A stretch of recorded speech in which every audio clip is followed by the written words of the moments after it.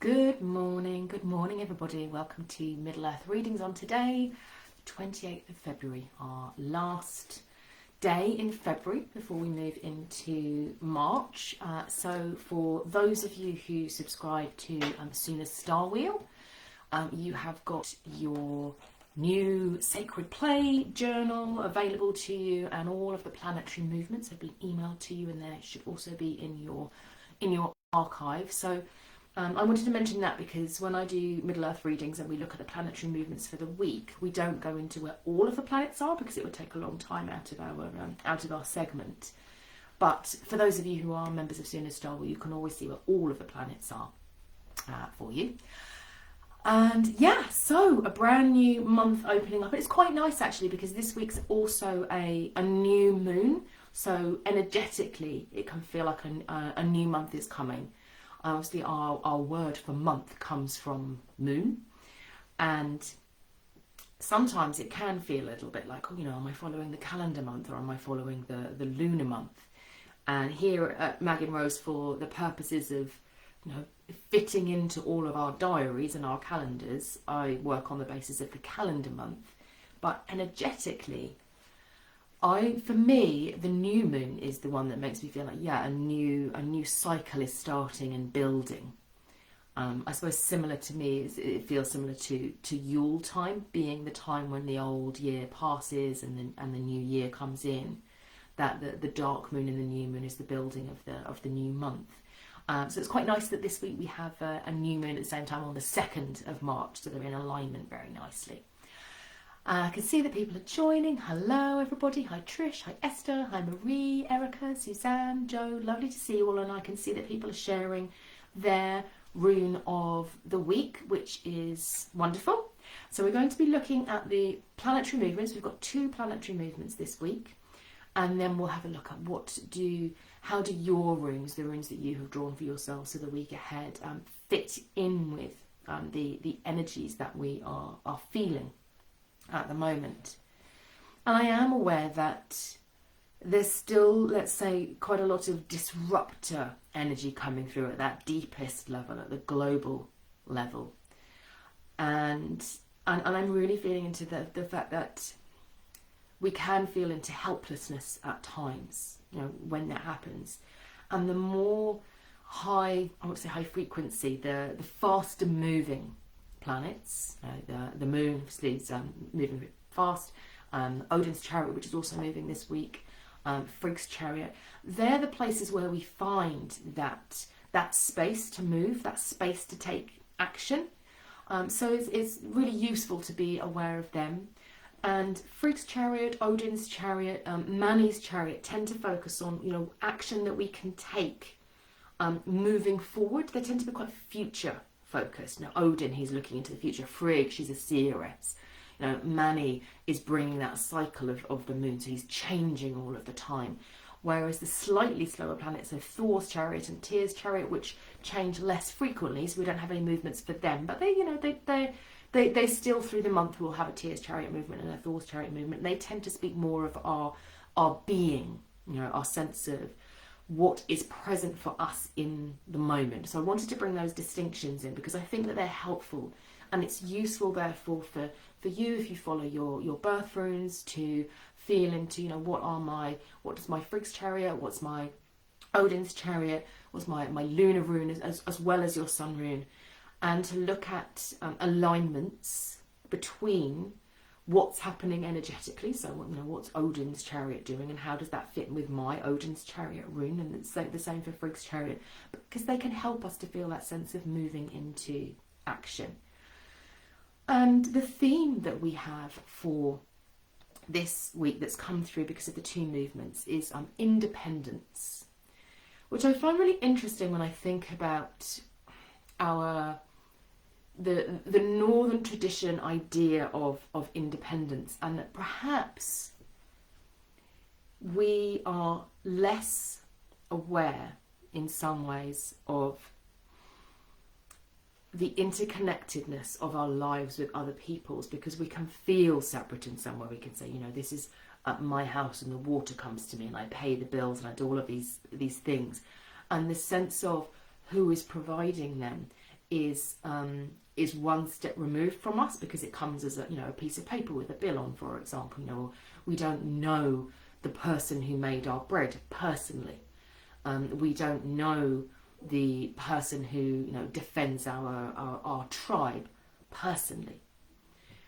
And therefore we can perhaps get a sense of independence that feels like isolation or loneliness, just as much as it might feel like independence. And I was really feeling into this and thinking, for our ancestors, what would independence have meant as opposed to collaboration? And we think about, now we're like, oh, we're a global society, so there's so much more collaboration. But a tribe working together would have been in deep collaboration with each other. And we tend to have different forms of collaboration. Now, we might have quite intense collaboration with intimate family, but less so with the people immediately extended to that. So we've got a smaller, intimate, intense bubble of collaboration for some of us. For some of us, we don't. We live alone, or just with a partner. So it's a very small bubble of collaboration. But then we have these looser collaborative ties. And I was really feeling into that idea of independence, and does it mean to be alone? Does it mean to act alone? Does it mean to feel alone?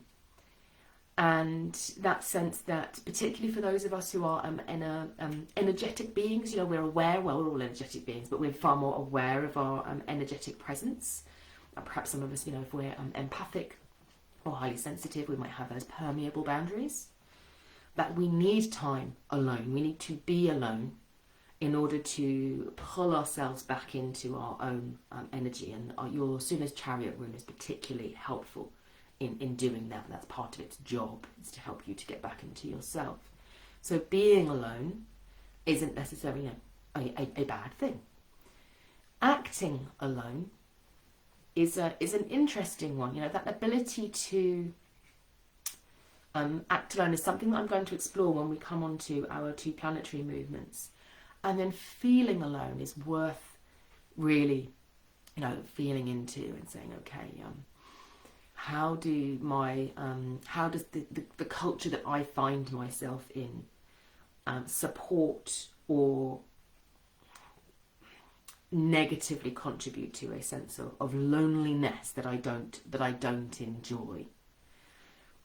And the sense that, for those of us who are, connected with spirit guides and things, that can be a wonderful sense of being connected to something bigger and not feeling alone, but our need for connection. So I mentioned the new moon, which occurs on the 2nd, and it's a new moon in Teiwaz, and the moon himself, Mani's chariot, supports us in connection. It's all about, how do we connect? How do we connect with ourselves? How do we connect with other people around us? How do we connect with spirit? But there is something very much about being connected through the body, being connected in the present moment, being connected to people around us. Mani is very interested in humanity, and recognizing that as one of the reasons we've chosen to be on this planet is probably because we wanted to do some interacting with other human beings. But with Teiwaz, the new moon in Teiwaz can feel in some ways like a rune of aloneness. The god Tyr was a king. No, he was known as a king, and then he became a warrior. And with him, I always get this sense of this figure who is alone in some way, which perhaps comes through because of the story of how he befriends the Fenris wolf, and they go out into the forest together, and there's this very, very deep bond between the two of them. And that sense that when Tyr recognises that he's going to have to bind the Fenris wolf, he is in some way sacrificing a very important connection to him. And so he plays out in his story that the challenge of independence, and how we want to forge connection and we want to forge collaboration, and yet sometimes we need to take decisions that might not reinforce that connection. That we have to be able to think independently and take independent action. And so what this rune is really calling me into presence with for the coming month as we move through with our new moon in Teiwaz. Bearing in mind that we also have Siona's Chariot in Teiwaz, so the Teiwaz energy is very, very strong. Is what actions are you looking to take in your life right now? And these could be small actions. And when do you need to enlist others? And it might be just a question of informing others that I'm going to take this action. That might be the connection that's needed. It's not asking for permission. It's not seeking blessing or sanction in some way. It's not saying, I don't know what to do. But it is that sense of informing and acting in integrity in that. So sort of saying, okay, I'm recognising my independence, but I'm also recognising my connection to other people, and how do I manage that? How do I manage that in a way that means that I stay in integrity? You know? And Tia's way of staying in integrity, faced with the choice of knowing that the Fenris wolf needed to be bound, was to decide that he was going to do it himself. It was like, you know, the Fenris wolf is going to be betrayed. That's going to happen. He's going to be bound. I wish for it to happen at my hand and not at the hand of another. I would prefer it to happen at the hand of a friend, and for him to know, to in an honourable way. I don't sort of step back and let somebody else do it and pretend that I wasn't involved in it. It's important for me to be in integrity in that sense. So he steps forward and he is the one that does it.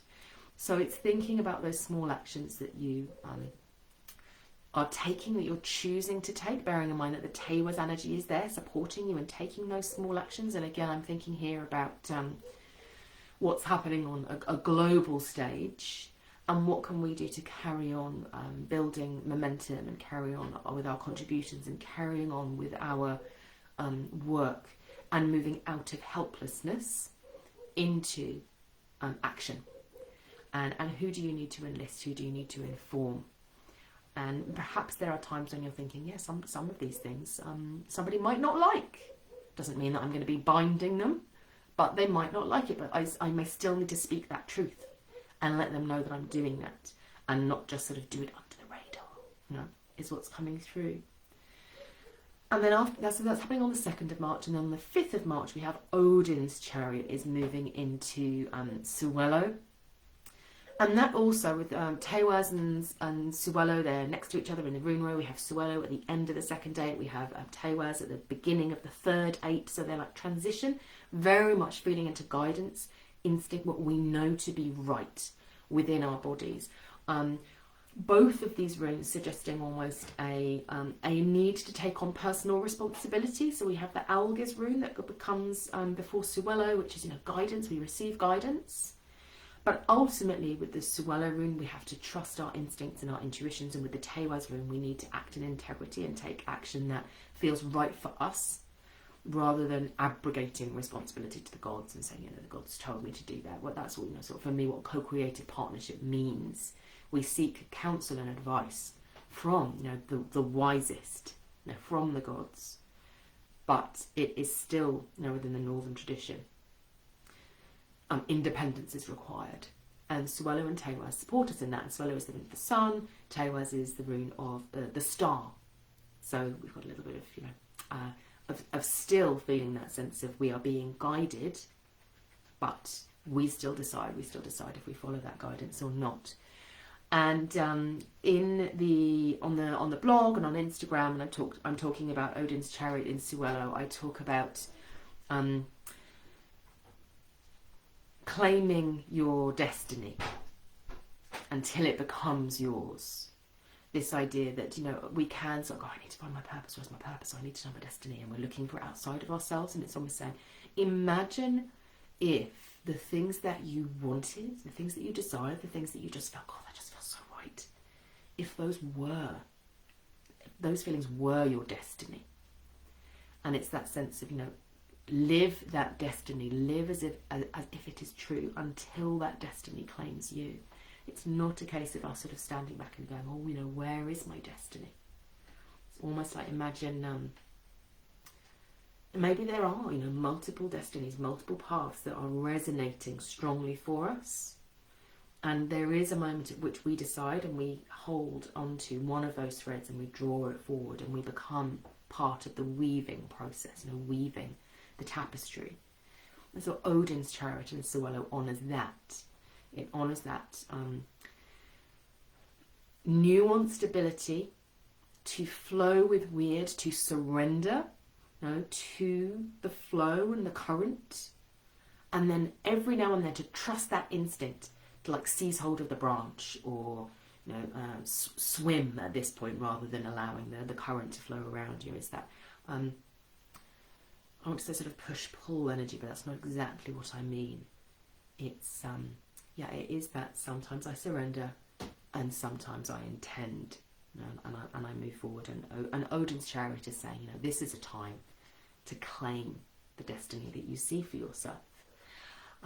Two powerful planetary movements to support us in taking action and support us in trusting ourselves.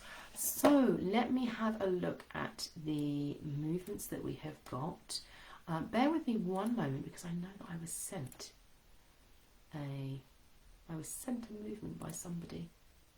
If I can find it, I'll try and get it. But I think it was sent via email.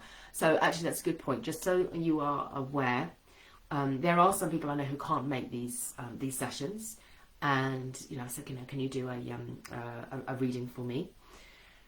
The best thing to do is we have the fabulous Suzanne, who is she's my co-host of the Hearth Space, and she's very experienced. She's done awakening. She's wonderful. Comes in, she's helps me with the hosting of the current awakening cohort, and just wonderful holder of space. So thank you, Suzanne. And she is wonderful at, if you message her, just like pop a message to her and say, I can't make it today. Can you let me? Can you just give Maggie a tip as to what the rune is? Then she will pop it into the chat and I can see it, because it's quite difficult to flip backwards and forwards between email and Facebook. I'm going to take a punt at what I remember as being Rebecca's rune, so we shall see. So let's see. Trish, you have Teiwaz for the week. So Teiwaz, I'm really feeling that sense of remaining anchored with your roots in the ground. And even though you might be being pushed, or you might feel stuff happening around you and people saying, oh, you should do this or you should do that, stick with what you've already decided. No. I'm imagining you've already sort of made your stand here. Trust that. Don't try and shift or change or move to fit in with what other people need or want. You don't need to be aggressive about it. It's literally that Teiwaz rune, that centered energy of the staff or the world tree, anchored into the earth. And possibly also you might want to think about that in terms of stretching up to the stars and going, if you think about that Teiwaz energy we've been talking about and the Sowilo energy, it's almost like, there is a reason why I have made the decisions that I have made, and I did so in a place where I felt that strong alignment with destiny and with the stars. And it's going to take a lot to get me to change course. Don't just let any old Tom, Dick or Harry say to you, oh, you should do this instead.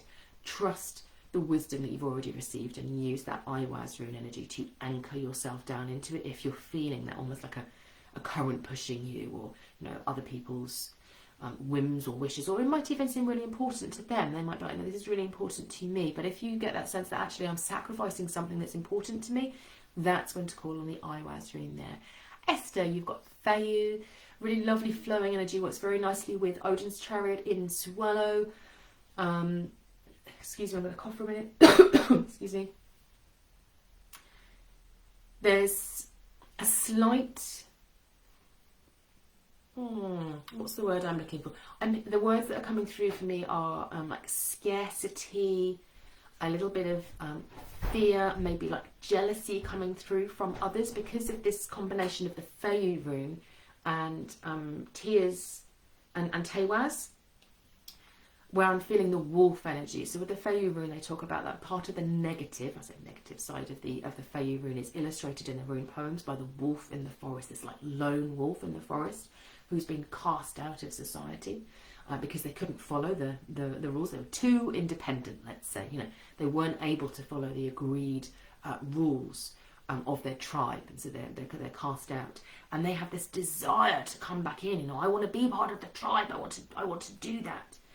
And obviously, and Tia is responsible for sort of trying to bind that wolf energy as well. But feeling that real sense of guilt in doing that. So just be aware of anything that feels like somebody tapping into guilt, or really aware of feelings in your body around fear or lack, and just going, is that mine, or is that somebody projecting that onto me? There's a similarity with Trish's one there around sort of saying, I have a finite supply of energy, and if I give it to those people over there, even though we want it, we want what you've got, whatever it is, I won't have enough necessarily at this point. So the Feiyu is obviously this abundant rune, it brings nourishment and energy and all sorts of things, but with the Teiwaz rune, it's just saying, manage that flow at this point. Don't give it away to anybody. Watch the current of your Feiyu energy, and be aware that sometimes it's just that people want what they see. They haven't necessarily done the work to get it themselves. So we can empower others to reach for their own rewards and their own wealth, but we shouldn't be feeling the need to give ours to them to compensate. Marie, you have got Urus. That's a different energy coming through there with the Urus rune.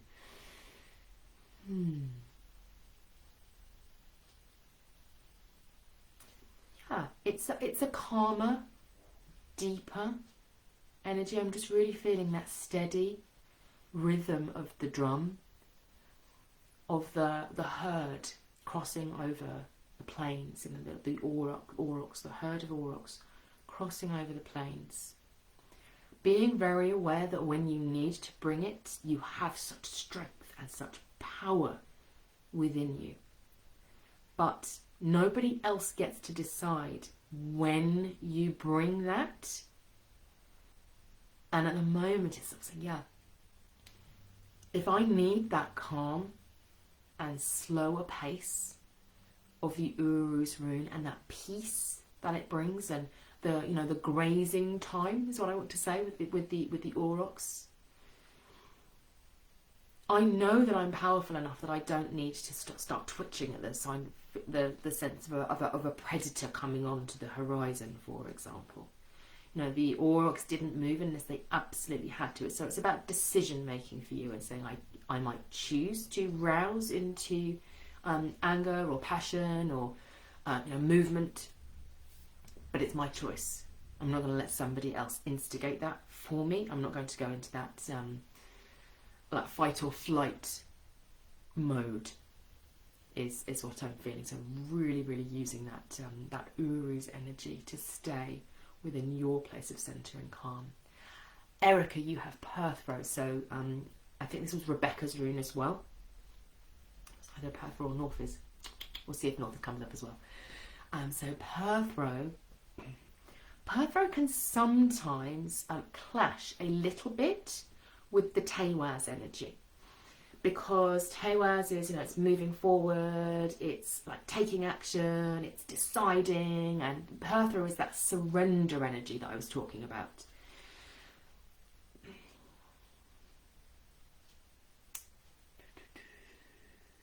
I think for this it would be about picking. It's about choosing. Again, I can feel there's a flow coming through, isn't there, as we go from person to person to person, because we were talking about choice with Marie. It's knowing when to use that Teiwaz energy and when to recognise the centre of Perthro. And for you, I'm really seeing the sense of the divine feminine, almost like the goddess enthroned, and seeing you as the goddess enthroned, almost as the seeress as well. It's like a pool of, like a bowl of water that you're gazing into, and you're taking your weaving, that weaving from that place, and then you can choose to deploy your I'm actually seeing it as like the hunter rather than the warrior with the arrows sort of flying, and send that energy out into the world. And it might be that you're doing it via other people sometimes as well. It's sort of that alchemy of the masculine and the feminine, saying that for you at the moment, embodying that feminine power and leadership essence, and enlisting the help of those who resonate with the masculine. It doesn't necessarily mean male, by the way. It's, you know, there are people who will be in the moment, they might resonate with the masculine, because we tend to form in partnership relationships. You know, we move into polarity with each other. It's just, you know, the way that we operate. So at the moment, it's saying for you, operating from that feminine peripheral space of being flowing with the changes, surrendering to the moment is wonderful. What you need to look for is who can then supply that masculine Teiwaz action, moving forward energy. Almost like the knights and a queen is what I'm seeing. I'm wondering, I know that you've got a young son, Erica, and that it might be part of that. That's my guess. It's not something that I'm receiving, but have a little feel into that, playing with the joyous interplay between the masculine and the feminine.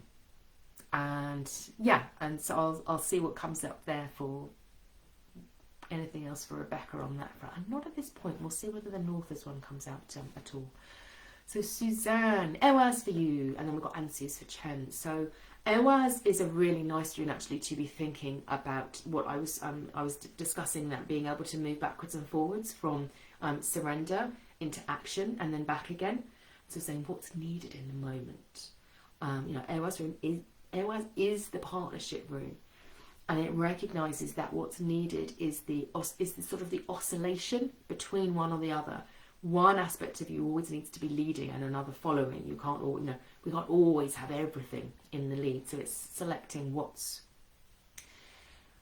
my most powerful place to stand in this moment to get the best results for me in this time. So, you know, if you're thinking about it in terms of birth runes, for example, you would think about it as, you know, do I need to be in my Suna's chariot, sort of within my own energy right now, or do I need to bring my first thread in? Do I need to be more the rune that helps my Suna's chariot purpose to be translated out into the world, into the action that needs to be taken out in the world? Or do I need my Mani's chariot, thinking about how do I connect most powerfully with people?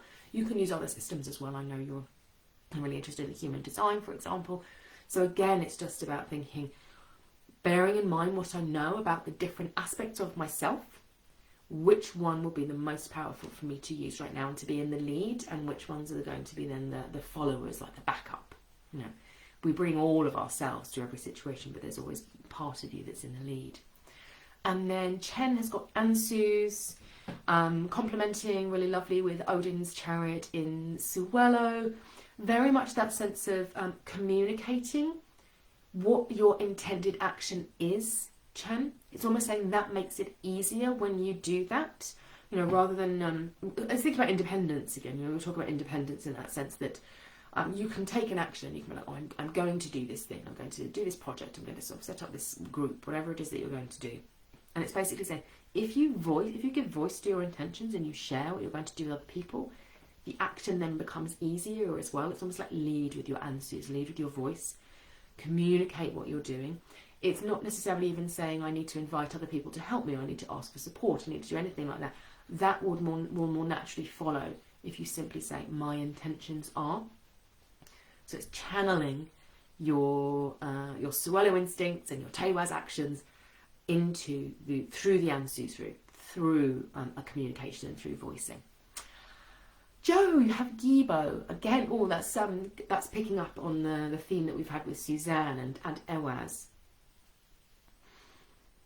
I think because of the Gibo rune, there is less of a sense of with Teiwaz. It's that instinctive. You imagine the horse and the rider, and sometimes the horse leads in the sense of, you know, using its instincts to know if there's it's got much more knowledge of what's happening in the environment around it and where danger might be, and you know what's going on, than a human predator who's just focused on what's going on in front.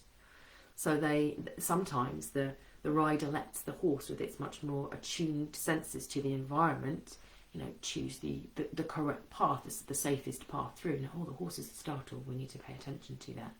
They take the lead in that moment. With the Gibo rune, it's more formal. It's looking at, I would say, like different roles that you take on. Half maker, vocation, friend, child. Looking at those roles. And looking at, I would say actually looking at that theme we've been talking about around independence and collaboration, and where you feel most empowered to act and to take decisions and to collaborate with others, and which roles you might not. So it's because the Gibo is talking about the exchange. It's sort of looking at, are there different places in life where you have less balance, and why might that be? These formal structures that the Gibo rune, through the promises that we make, these rules that we take on about how a family operates, or how a workplace operates, or how home operates, or my local town, or the way in which I queue for my coffee. It's those things. It's just looking at those and going, which ones empower me, and is there anything that I can do to actually, through my actions, start to change the rules of engagement a little bit. So that's thinking about role is what I would suggest you have a little play with. Felicity, you've got Teiwaz, so really strongly bringing in our Suna's Chariot in Teiwaz, our new moon in Teiwaz. A great time for intention setting.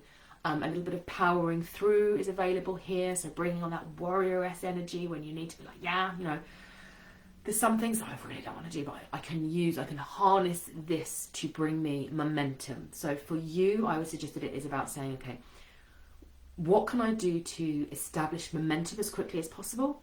What might need to do, what obstacles are in the way, and how can I use that Teiwaz energy and my warrioress energy to clear those, get them out of my way? Because there's a lot of power available to you to move forward, to be the arrow flying straight and true. But what you might need is a little bit of the sword, like cutting away problems, ahead of that. So you might actually look, what is it that I want to get done today? What are the obstacles to me getting that done? For example, I don't want to do it. What are my motivators? What can I do to give myself a reward after I've done it? Or who can I enlist to get that in? So it's using that warrioress energy to clear the obstacles so that you can then have a clear channel to fly through with your Teiwaz energy. Lisa, you've also got Teiwaz. Excellent that the two of you brought those together. So I'm going to refer you to Felicity's piece there on Teiwaz. Also a sense for me of it's really emphasising that trusting yourself and your instinct, that like poise that the Teiwaz rune brings. So the Sowilo rune is rotating sort of in your solar plexus or your heart, and it's saying, do this, do that, and you can feel it in your body. And the Teiwaz rune brings you that poise. So whereas with Felicity there was a warrioress feel, like I'm moving forward, for you I would also be thinking more about that sort of queenship energy, that I don't necessarily need to be doing all of the stuff. I have the vision and I know what direction we're going in, and my job is to keep saying that way. That is the way we're going. So there might be a bit more delegation or collaboration, enlisting others in what it is that you want to achieve. Whereas Felicity, it's more like what can I do to clear the obstacles? For you, it might be like what help can I enlist to bring the actions that I can see need to be taken forward. Denny, you have got Algiz, so I've got the Algiz ring right here, just sitting on the top of the pack there. And this one is a sense, I think, of for you still working maybe slightly more collaborative with more collaborative. Did I just say collaborative? Collaboration. Recognizing the support from spirit, that when you're able to open out into that broader purpose and that sense of service, maybe that's when you have the greatest power in the moment, that you are then able to harness that Sowilo and Teiwaz power to move forward. But there's the Algiz rune is behind this sense of a cause that inspires you and motivates you and gives you energy. So it's drawing on that really, really strongly. And anytime you're feeling, I'm not quite sure, I don't have that sense of the instinct coming through, using the Algiz rune to provide that the energizer through which you then access the Sowilo and the Teiwaz rune. And just in terms of the order that they go in the Futhot, that makes sense. So it's just saying, remember what guidance you might have had, or if you need to, connecting with the people or the spirits, whatever it is that you feel like, this is what I need to remind myself each day of why I'm here and why I'm doing this. Victoria, I got Thura says, and I'm troubled as I have an important decision to make. One way was Thura says, and the other way was Hargalas. Could you help, please? Victoria, I'm not going to be able to do a reading for you on that's not about the week. It sounds as if you've done a reading for yourself and you've asked a question. I'm not quite sure on the format that you use there, whether you're saying, yes, I got Thura says, and I also did a reading in which I got Thura says and Hargalas, and I don't want to get that mixed. I mean, both are really powerful runes, so I'm just going to read them as a pairing, as a combined pairing.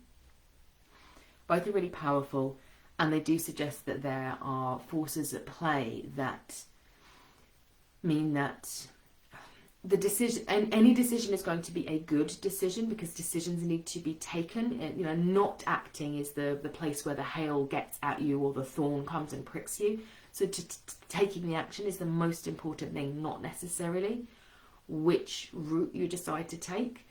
There is a sense of challenge within this, but there's almost a sense that taking the decision is where you get the power from, that sense of I now feel empowered because I've taken the decision, focusing less on the outcome and more on the power that it will give you to take the decision in the first place. Sometimes Thura can be really difficult, and we think that it means, it's going to be wrong, or Hargalas is going to bring chaos or difficulty for me. But the sense that I'm getting is that you either allow those forces to be external to you and you're receiving them, or you bring them in and you say, I'm applying that strength of intention to the decision that I make, and you're harnessing those forces for yourself. I hope that that's helpful for you, Victoria, and that supports you, because I couldn't quite pick up on the format of your reading, but I've read them as being in partnership with each other for you there, and that does complement the Teiwaz rune and the Sowilo rune as well, just in terms of it is important to be able to move forward. So whatever decision you take, it's actually that it's taking the decision that's the essential piece there. Diane, you've got Isa, so that much more stillness. I'm reminded of Marie and her Uruz rune right at the beginning. I think there's almost like a little bit of a theme that we've had before here, perhaps, of what you need in the moment is a little bit different to the energies that are coming forward with Sowilo and with Teiwaz. But Sowilo and Teiwaz do also offer that stillness that Isa is saying, to be in stillness, to feel into your own beauty, to know that sometimes the decision to take no action is still the right decision, and becoming very comfortable with that and just feeling the guidance of Sowilo, feeling that there is a stillness within Teiwaz when you go even deeper beyond the arrow. It's almost like that moment where the arrow is let fly and it moves through the air, and there's a moment where it sort of almost like seems to hover because its flight is so true and it's not got the resistance, the resistance of the air, because now it's found its course and it's being buoyed by the air. And it's that sense that sometimes being still is the best way to achieve momentum, to harness the currents around you rather than trying to force them. So it's that real stillness and gentleness and serenity is what I'm feeling for you, Diane. Oh, Eileen, I'm sorry, no room today. Fever and corona, too exhausted, but simply here to listen and take what's on for the week. We feel you, Eileen. maybe that the Diane's reading is perhaps partially why you've come in at that point as well. That sense of, yeah, sometimes the best thing we can possibly do is to just be still and to say, actually, you know what, I'm not even going to draw a rune because I already know that I just need to be still. So we honour that for you. Karen, you've got Dargaz. So perhaps some new possibilities coming through there, particularly if you're able to move into action and say, okay, I might feel as if I'm taking quite small actions, but they're going to lead on to something bigger. That, you know, it is in those small actions, those step, you know, 1 step, 2 step, 3 step, that suddenly we get that, oh, that's what that was all about moment. And that's what I'm sensing with the Dargaz rune, is that if you stand still and you don't take any actions, then you'll never pass through the Dargaz gateway. But if you are able to say, yes, what I want to do is to actually just get myself into momentum. I'm going to make some, you know, good decisions for myself. And I'm going to, you know, almost anything that you decide to do on your to-do list, for example, will start to create that momentum for you. And then the clarity that you're looking for will come through the Dargaz rune. Bhavna, you have got Wunya and Dargaz. So we've just done the Dargaz rune, so I'm going to leave you with that Dargaz one. And there's a sense for you with the Wunya rune of being guided by joy. It's resonating with the Sowilo rune that I've been feeling a lot, but we've got Wunya for you, which is sort of gentler, lighter, effervescent energy. It's less sort of hot and, you know, need to move forward, and more, actually, God, there's enough happening inside right now that I'm just going to let myself fill with that, really fill with that joy. Either, you know, you already know your purpose, you know what makes you whole, and pursuing that. So it's a gentle pursuit of peace and joy and fulfillment, and all the things that I know that you do, you know, so well anyway, will provide that momentum for the Dargaz moment, the next gateway of initiation, is what I'm seeing for you there with the Dargaz rune. Trish says thank you, so does Esther. Marie says, I'm feeling Uru's energy lately. Erica, so much juiciness in the message. Good. Joe, Denny, Victoria, that's good, great. In the stillness, and Sowilo is right for me right now. Wonderful. Okay, so let me just do a little bit on Northers then, and then we will finish. So the Perthro Northers combination, which I hope I've got right for you, Rebecca, I'm so sorry I couldn't find the email, is a really interesting one, because Perthro is that sense of expansiveness and surrender and serenity, and that we need to sort of be able to open. The more that we open, the more we're able to move fluidly, easily, joyfully, playfully through the Perthro energy. Whereas the Northers rune it does call on those little knots, almost like there's a net in the water that you're then sort of pulling some things up that you need through that moment. I think it's about mindfulness. It's saying, I'm going to be in my Perthro energy, but I'm going to notice where those snags are. And I'm not necessarily going to take action in the moment. I'm going to draw up with my net. No, I noticed that. And I'm going to bring it, and I'm going to hold it as being slightly separate from my own energy, so that I keep my energy clear, so that I'm in the Perthro space.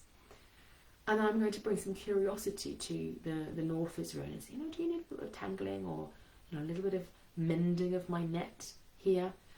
But it's that process of bringing awareness, not reacting or responding in the moment, or sort of feeling like, oh, that's disrupted. You know, there's a disruption of the Perthro energy, and so saying, okay, I'm going to separate that out of my energy body, and then I'm going to look at it and bring some presence to this, and play that play of Perthro that you're then bringing to Northers. So rather than Northers coming in and being in the Perthro space, you're drawing it out, and then you're bringing the Perthro presence to it.